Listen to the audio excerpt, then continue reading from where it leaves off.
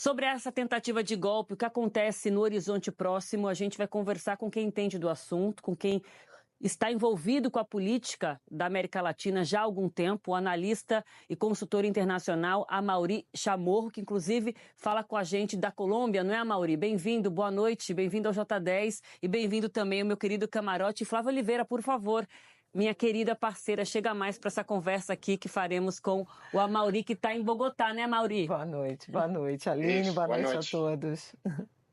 Boa noite a noite, todas, Amaury. a todos. Gostaria de começar, então, a partir até desse retrospecto que eu trouxe.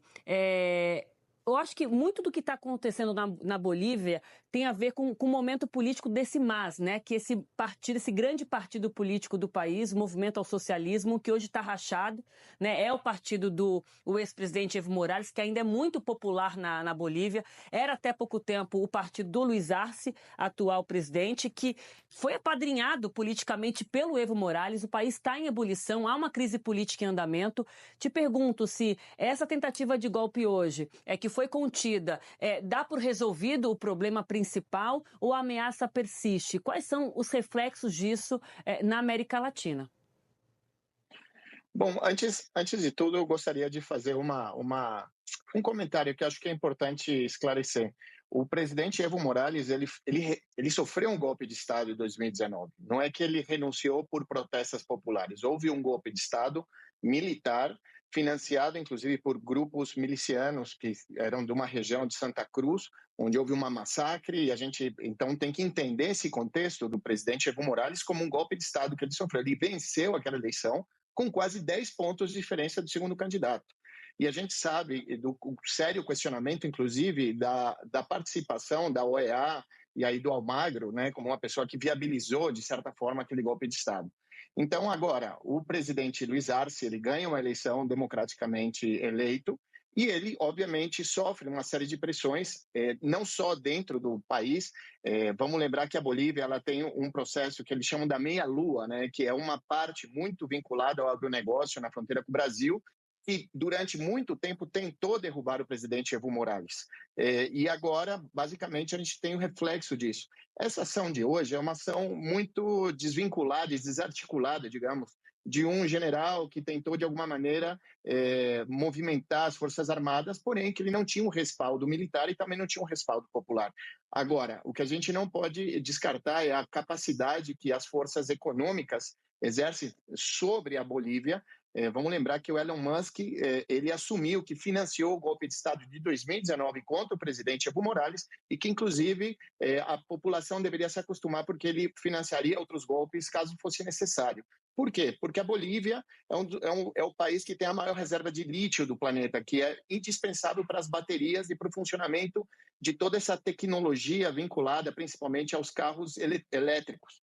Então, a Bolívia, que tem também recursos naturais como gás e outros minerais importantes para o funcionamento do sistema de um mercado inteiro que está nascendo e está se fortalecendo no mundo inteiro. Então, a Bolívia só que tem um funcionamento de um país que gerencia as suas reservas e os seus recursos naturais de uma maneira independente, não favorável aos interesses dos Estados Unidos e das grandes corporações que dependem desse lítio para se desenvolver no mercado.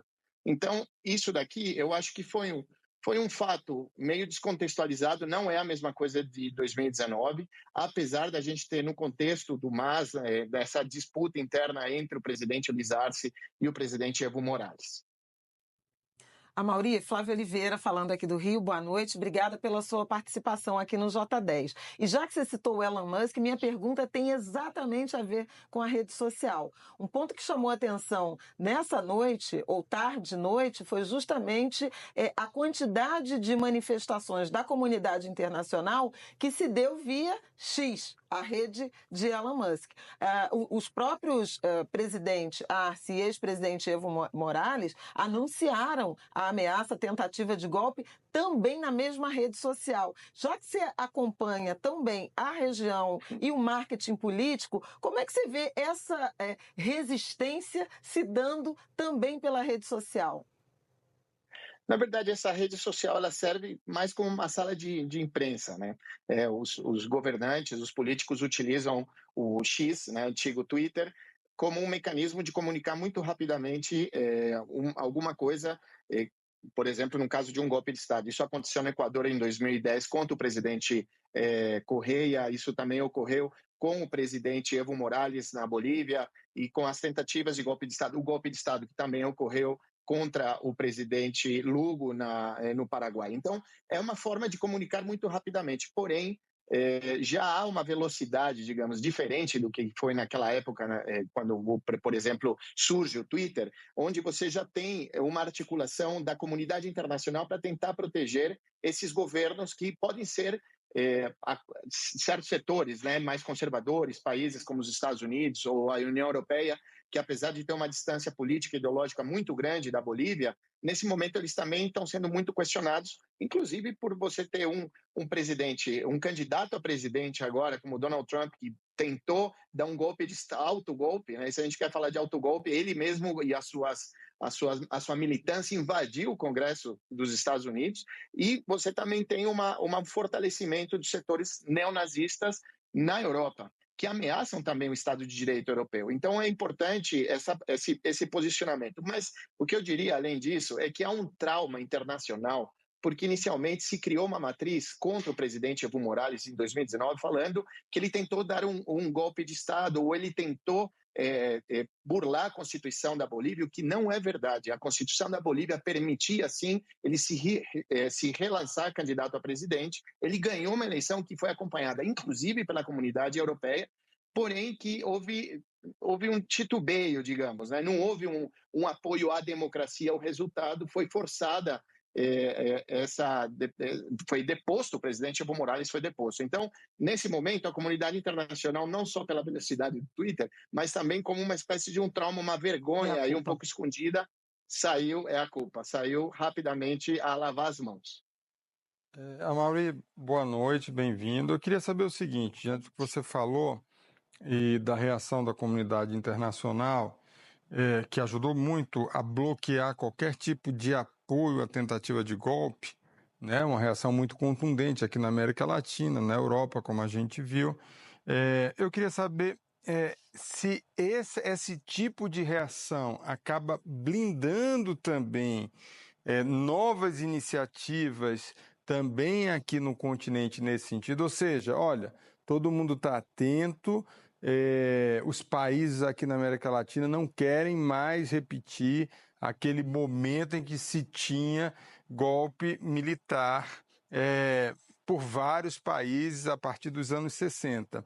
Você acha que esse movimento, esse tipo de reação rápida, uma resposta rápida, um enfraquecimento imediato da tentativa de golpe de Estado, isso ajuda como uma espécie de vacina aqui na América Latina? Não. A América Latina é conhecida, né? Às vezes você sabe disso tanto quanto eu, a quantidade de golpes de Estado que acontecem constantemente no nosso continente, não só num país como a Bolívia, não só como no Equador ou no Peru. A gente tem uma inestabilidade no nosso continente, e isso é resultado, sem dúvida alguma, e não é uma teoria da conspiração, mas da participação direta, da articulação com o governo dos Estados Unidos e com a participação da União Europeia, de certa forma. Porque o que está em disputa? Por que se derruba um presidente? Muitas vezes se fala porque há uma tentativa há uma inestabilidade, ou há uma crise social, política, econômica. Mas, na verdade, a grande maioria dos presidentes foram depostos com golpes militares com o apoio das embaixadas dos Estados Unidos e da União Europeia.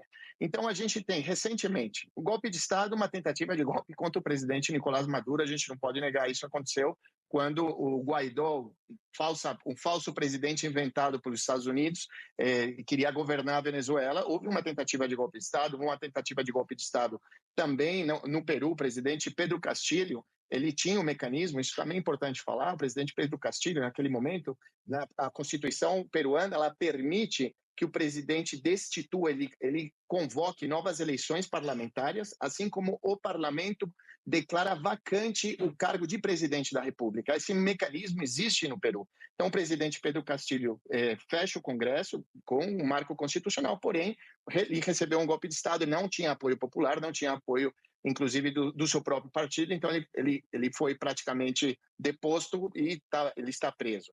Então, você tem um processo de inestabilidade muito constante na América Latina, que a gente não pode achar que são pequenas crises internas dos países. Há uma articulação, sim, das forças políticas, principalmente dos setores econômicos, que têm amplos interesses nos recursos naturais da América Latina. Aqui a gente tem as maiores reservas de petróleo do planeta, aqui a gente tem as maiores reservas de água doce do mundo, a gente tem o lítio, a gente tem ouro, a gente tem de tudo.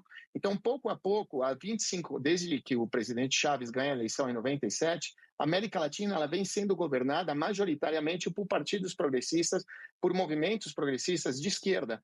E a gente nunca viu parar esse golpe de Estado que a gente está vendo hoje na Bolívia. Então, isso aconteceu no Equador, na Venezuela, isso aconteceu no Paraguai, isso aconteceu no Peru, isso aconteceu no Brasil. A gente tem uma inestabilidade da nossa região. O fato de que o presidente Luiz Arce foi muito valente em enfrentar, inclusive pessoalmente, né, ele parou o general golpista na porta do Palácio Presidencial e falar para ele ir embora, porque isso daí era inaceitável, obviamente, ele sabendo que a mobilização da sociedade boliviana também é muito forte, é um sistema muito organizado, tanto das organizações sindicais como das organizações indígenas, que prontamente cercaram o palácio e declararam apoio ao presidente. Então, não há uma vacina.